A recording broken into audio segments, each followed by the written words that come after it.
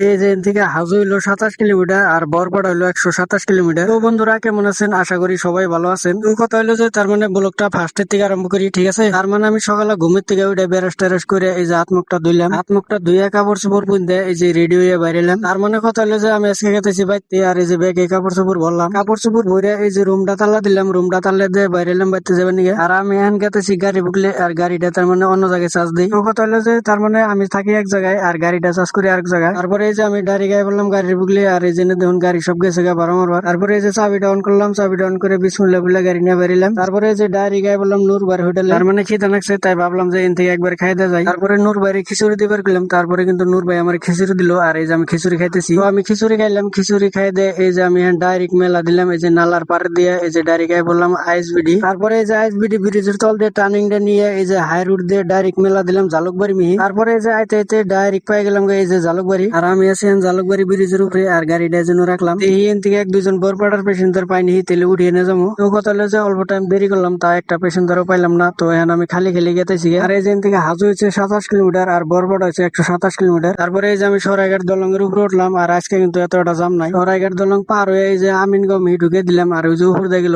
নলবাড়ি মিহি। তো তারপরে আমিনগাঁও থেকে তার মানে দুইটা পেশেন্টার পেলাম, আর এই দুইটা পেশেন্টার যাবো তার মানে হাজু। তারপরে হাজু দুইটা পেশেন্টার নামে দিয়ে তারপরে কোনানে দেরি টেরি না করে ডাইরেক্ট যে ভাইরাল করা কুম ব্রিজের উপরে বললাম। আর এন থেকে আঙ্গো বাড়ি কিন্তু বেশি দূর না, 3-4 কিলোমিটার ওবো আর কি। ওই ব্রিজটা তো খোলা দিছে, এটা তো আপনারা জানো নি, আমি আর কি নতুন করে কমু। ওই ব্রিজটা খোলা দেওয়া কিন্তু পাবলিকের খুবই সুবিধা হয়েছে। তো আজকের ভিডিওতে থাকুন, তাহলে আবার দেখা করতেছি পরের ভিডিওতে।